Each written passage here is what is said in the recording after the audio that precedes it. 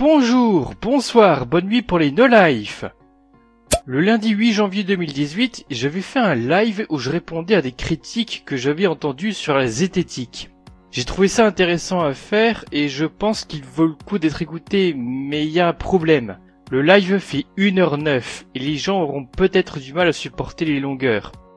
De toute façon, je pourrais dire la même chose en moins de temps dans une vidéo normale. Et justement, ben la voilà.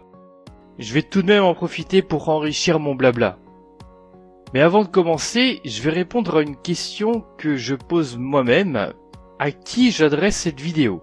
Eh bien, aux personnes dans le doute, qui ne savent pas quoi penser des pensées très conspi.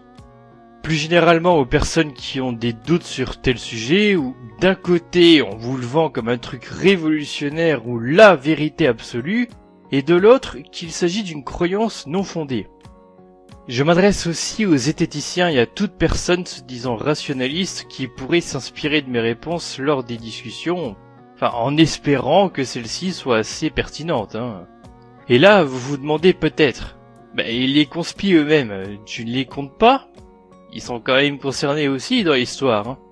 Eh bien, d'une manière générale, non, je ne m'adresse pas à eux, car le fait d'être convaincu du dogme dans lequel on est rend très difficile le fait d'entendre des contradictions, même si elles se disent ouvertes et ouvertes d'esprit. Car quand on est convaincu qu'on a raison, on n'a plus besoin de se casser le cul à réfléchir. Les zététiciens ne sont pas tous scientifiques. Certains le sont, comme un serment d'Axe de la Tronchambier par exemple, qui est biologiste, et d'autres pas. Mais c'est le but de la zététique, exporter la méthode scientifique dans d'autres domaines. Donc c'est normal qu'ils ne soient pas tous scientifiques. Ils savent dire qu'ils sont pas d'accord, mais ils n'ont pas d'arguments. Avec en bonus des digressions de fou. Ils peuvent tout à fait en avoir. En fait, j'ai entendu ça de la part d'une personne qui connaît les chaînes comme la Tronchambier, Hygiène Mentale ou le Débunker des Étoiles. Et c'est bizarre de ne pas reconnaître l'existence des arguments des personnes comme le Débunker des Étoiles, tout en connaissant son travail. Mais il est plus difficile de les accepter en étant conspi. Il est également possible que la personne n'a que très peu regardé les vidéos des youtubeurs en question. D'ailleurs, je dois reconnaître que découvrir la zététique après avoir baigné longtemps dans le complotisme est compliqué. On a l'habitude de regarder des sites ou des vidéos qui nous font perdre confiance en toutes les institutions classiques qui nous entourent. Je ne dis pas qu'elles ne sont pas critiquables, mais là c'est vraiment dans des proportions absolument énormes. Non seulement on perd toute confiance à l'État, aux médias, que je n'idéalise pas, ne me faites pas dire ce que j'ai pas pensé. Mais ça va quand même jusqu'à renier la médecine habituelle, ce qui inclut donc notre médecin. Et tout ça pour des pseudos alternatives dont, au minimum, l'efficacité ou la véracité n'est pas du tout avérée. En fait, c'est même la fausseté de ces affirmations qui est le plus souvent démontrée. Et donc, quand on découvre la zététique et que l'on s'aperçoit que ces zététiciens déconstruisent ce en quoi on s'est mis à croire, cela donne l'impression de retourner en arrière. Vous savez, cette fameuse impression où ils s'efforceraient de défendre le système dominant. Pour ce qui est du système politique, la méthode scientifique en soi n'a pas d'orientation politique. Mais bon, voilà, il semblerait que les théories de complot sur l'existence de certains groupes en particulier, ayant carrément plus de pouvoir que les gouvernements, semblent complètement infondées. Et elles existeraient uniquement car l'extrême droite, enfin, au moins une extrême droite, est contre ces groupes qu'ils accusent de tout et de rien pour des raisons idéologiques. Pour ce qui est des médias, dire que les zététiciens ne feraient que défendre la propagande officielle médiatique serait oublier qu'ils savent aussi bien faire la critique des médias conspis que des médias traditionnels. J'ai l'impression qu'on a tendance à l'oublier. Même moi, le temps de quelques secondes avant de me rendre compte que je me gourre. Vous voulez des exemples ? Ok, let's go. Je vais même commencer par l'exemple le plus évident, parce que c'est le concept de toute une chaîne YouTube. Humaine, humain, je vous présente un Mondrian. Il tient une émission qu'il a appelée tout simplement Zététique et Journalisme, où il fait la review d'articles de presse en déboîtant les erreurs au niveau scientifique, le tout dans un esprit assez détendu. D'ailleurs, j'ai même pu apprendre grâce à lui que les médias officiels tombaient parfois, et parfois je me demande si c'est pas souvent en fait, dans la pseudo-science. Ça a l'air de concerner surtout les vaccins. En tout cas, il nous a montré plusieurs exemples sur ce sujet-là, mais c'est peut-être au moins en partie dû à des raisons d'actualité médiatique. D'ailleurs, sur l'idée que les êtres seraient également des espèces de chiens de garde d'un système de santé, comme pour les autres sujets, la logique et les faits sont têtus, qu'est-ce que vous voulez? Hop, comme ça je me débarrasse de ce poids-là.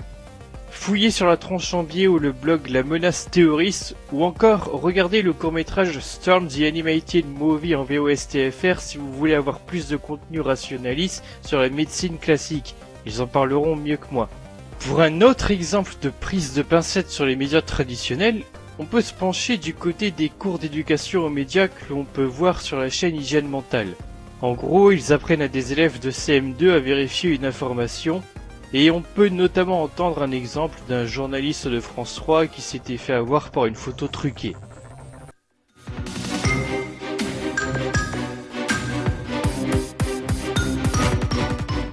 Alors ça, je voulais rajouter. Vous ne la connaissiez pas. c'est Ça, ça. c'est faux. Alors, qu'est-ce que vous pensez de cette image? C'est toute récente. Bah, c'est faux parce que on voit que l'homme qui est en bleu avec une pelle, on dirait qu'il vole. Enfin, le pied n'est pas bien posé sur la marche. On dirait que son pied il est coupé en deux. C'est parfait.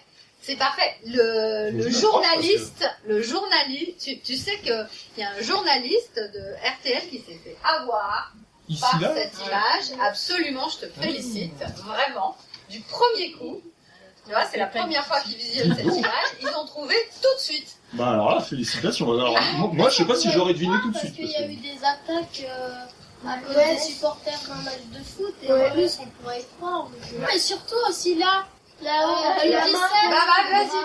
Vas-y. Donc là, on voit que le 17 là, ça rentre et là on voit que c'est derrière. Carrément, Là, là, on la voit jambe, que elle c'est est devant. par-dessus, là on voit que c'est devant et là on voit que c'est Il derrière. peut pas être à la fois devant et derrière. Il est ou devant ou derrière. Bravo, vous êtes vraiment fort. Ici, là, il a la main derrière que là, ici, normalement, lui, il a pas la main sur l'épaule du monsieur. Ah oui, le monsieur bleu, il a son bras qui passe On voit juste derrière, ouais, alors que sa jambe, elle est ici. Je vois pas comment il pourrait avoir son bras derrière le monsieur, effectivement. Et surtout, là, si le bras, il serait au même niveau que les autres, et on verrait un peu entre les jambes du bonhomme. Ouais, il passerait là. Ouais. Bien, vous êtes fort pour voir les images. Vous. Donc Olivier Mazerolles, qui est quand même un très grand journaliste, s'est fait avoir par cette image. Il en a parlé à un ministre lors d'une interview, tu vois. La Fédération anglaise de football met en cause la sécurité à l'intérieur du stade Vélodrome, dit qu'elle n'a pas été suffisamment assurée, qu'il y avait des fumigènes, au moins une bombe agricole.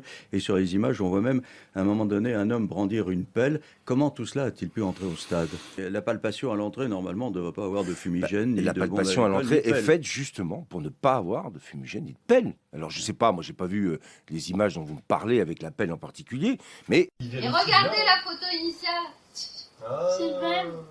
Voilà, c'est en fait un homme en sous-vêtements qui avait agressé à coups de pelle des militants de la Ligue de protection des oiseaux lors d'une opération contre le braconnage des pinceaux. Bref, ce que je vais faire, c'est que je vais mettre différents liens dans la description sur la critique des médias sous l'angle rationaliste critique. Ce sont des trucs que j'ai déjà partagés dans le passé, mais ça ne fera de mal à personne. Cela peut quand même nous amener à une question. Si les médias traditionnels sont moins perchés que les médias complotistes, souvent d'extrême droite obscurantistes, comment ça se fait qu'ils se chient comme ça avec l'information scientifique? La réponse se trouve dans une conférence de Florent Martin de l'Observatoire zététique. Vous connaissez le principe du téléphone arabe? Eh ben, il se passe ça entre le chercheur et les médias. Sachant que même si on ne le voit pas sur ce schéma, les sites conspi arrivent en fin de chaîne, juste avant la grand-mère en fait. Ce qui se passe, c'est que l'info est transformée par des personnes qui ne connaissent rien en science afin de la rendre plus consommable pour les gens lambda. Ça fait donc une raison de plus qui fait que ces sites d'infos pseudo-alternatives ne sauront rien nous proposer de mieux que les médias officiels. Qui, encore une fois, ont déjà leurs problèmes, oui. Cela demanderait à ce qu'ils remontent à la source, si possible carrément aux chercheurs qui se démerderaient pour vulgariser l'info. Mais bon, non seulement ça ne fait pas partie de leur méthode, enfin je suppose vu le résultat, mais en plus, il y a une idéologie dans ces médias-là qui n'aide pas, il faut bien l'avouer. Celle qui fait que quand ils vont quand même chercher l'avis d'un expert et le relayer, c'est celui d'une personne ayant un avis très minoritaire et contesté par ses pairs scientifiques.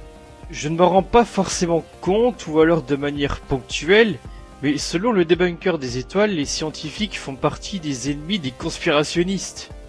Sinon, les êtres comme les autres humains ne sont pas tous égaux face à la connaissance. Du coup, s'ils ne sont pas spécialistes d'un sujet, et surtout s'ils sont dans une conversation directe et non différée, je pense que le Z risque surtout de traquer les biais cognitifs et les arguments fallacieux. Pour le reste, vu que ça fait partie de la méthode scientifique, les Z vont bel et bien conseiller aux gens d'écouter les vrais experts du sujet donné, et même s'il existe le consensus des vrais experts. Connaître les biais cognitifs et les arguments fallacieux devrait vous permettre d'identifier les escrocs à cause des fallacieuseries qu'il va balancer. Un vrai expert honnête n'aura pas besoin de jouer sa victime sur internet pour avoir perdu son poste parce qu'il était seul contre tous. D'ailleurs, pour les cons qui citent sans arrêt Galilée, il était seul contre tous parce qu'il devait faire face au clergé. N'oubliez pas qu'on était en état religieux à l'époque. Bon, maintenant je vais réagir à une vidéo où la personne dit pourquoi il n'est pas zététicien. Petite remise en contexte pour commencer. Ce youtubeur avait participé à une émission appelée Télé d'avant de Greg de Je suis pas content TV. Dans cette émission où les différents invités discutaient de YouTube, oui parce que le titre Télé d'avant fait plutôt référence au fait que les deux intervieweurs sont des personnages de fiction qui ont débarqué du passé. Donc, dans cette émission, ils en ont profité pour eux aussi émettre quelques critiques sur la zététique. Qu'elle partirait du point de vue que l'on peut arriver à prouver à tout le monde que telle chose est la vérité. Ah bon? Que les êtres sont là sur YouTube pour faire du chiffre car n'ayant pas de point de vue, ils ne pourraient pas dire des choses clivantes, ce qui leur permettrait un meilleur référencement. Bon, c'est tellement absurde que je ne sais même pas quoi répondre. Mais si vous voulez avoir des réponses de zététiciens à cette émission, fouillez dans les commentaires de la vidéo, vous trouverez notamment la Tronchambier et Gigantoraptor. Point numéro 1. Je ne suis pas scientifique et je n'ai pas vocation à l'être. Comme je l'ai dit tout à l'heure, la zététique n'est pas réservée aux scientifiques, vu qu'au contraire, elle exporte la méthode. Sinon, je pense qu'on parlerait uniquement de méthode scientifique. Je ne connais pas les méthodes scientifiques et je n'ai pas l'intention, je n'ai pas d'intention que mes propos soient validés scientifiquement. Ah bah ça c'est con. Donc ça peut être de la pseudo-science, de la magie, et ça ne le dérangera pas? Ça pourrait virer à l'obscurantisme ce raisonnement. J'ai jamais été très sensible à la question sceptique ni à cette philosophie, donc je ne m'en revendique pas. J'aurais même plutôt tendance à être l'inverse. Point numéro 3, comment me définir? Je suis un empiriste, c'est-à-dire que je me base sur mes expériences pour livrer mes conclusions. Donc il se base sur son expérience uniquement et il en fait une généralité. Il se base pas également sur celle des autres? J'ai du mal à savoir à quel biais cognitif ça appartient. Dans le live, j'avais dit que c'était le biais de confirmation, mais ce serait plutôt le biais de disponibilité, qui est le fait de ne pas chercher de nouvelles informations. Ici, son expérience, et de se contenter de celles que nous avons à disposition. Je suis un confusionniste, ça on peut le dire. Ceux qui diront de moi, et particulièrement les zététiciens et les scientifiques, que je suis confusionniste auront raison. Bon, ben au moins il est honnête, hein. Et je suis un mystique. un mystique dans tous les sens. Toute ma démarche est une démarche mystique appuyée sur les mystiques des temps d'avant et des temps futurs. Je suis ancré sur le mysticisme. Alors qu'est-ce que ça induit? Ça induit que vous ne pouvez pas faire confiance à ce que je dis. Et vous ne devez pas faire confiance à ce que je dis. J'affirme, parfois, mais il ne faut pas écouter et prendre au pied de la lettre ce que je dis. C'est pour ça que j'aime pas les contestations. Il n'y a rien à contester parce que c'est que mon avis. Sérieusement? Bah si, on peut comparer des points de vue. Il avoue donc indirectement qu'il n'a que des avis non basés sur des faits et du rationnel, mais sur du mysticisme. Même si c'est un mot qui ne veut tout et rien dire. Il peut vouloir dire croyant, mais aussi fanatique. Bon, j'en ai tellement dit que j'ai un peu de mal à conclure. Nous avons pu voir des arguments qui, à mon sens, ne tenaient pas la route. Et fun fact, je les ai surtout vus chez des personnes conservatrices, obscurantistes, confusionnistes et ce genre de choses. On pourrait croire que je vous balance une sorte de biais de confirmation, mais ça fait plus d'1 an que je remarque ça de mon côté maintenant. C'est étrange. Mais alors, il n'existe que des critiques absurdes des obscurantistes ? Eh bien non, pas du tout. Il existe des critiques plus construites qui peuvent même venir de personnes plus progressistes. Pourquoi j'en ai pas parlé jusqu'à présent ? Parce que je n'arrive pas à trouver des réponses à leur donner. Je ne sous-entends pas que je suis d'accord avec ces critiques, mais j'arrive pas vraiment à avoir un avis sur ces critiques dans l'ensemble. En fait, en tout cas pour certaines, j'arrive pas à comprendre pourquoi elles sont émises. Pourquoi la personne a telle vision de la chose. Voilà, j'arrive vraiment pas à en dire plus malheureusement. Du coup, je vous invite à voir ces critiques. Elles seront dans la description. N'hésitez pas à me dire dans les commentaires ce que vous en pensez. Et d'ailleurs, dites-moi aussi ce que vous pensez de cette vidéo que vous finissez de regarder. En attendant vos réponses, je vous dis salut et à la prochaine. Cordialement, bisous.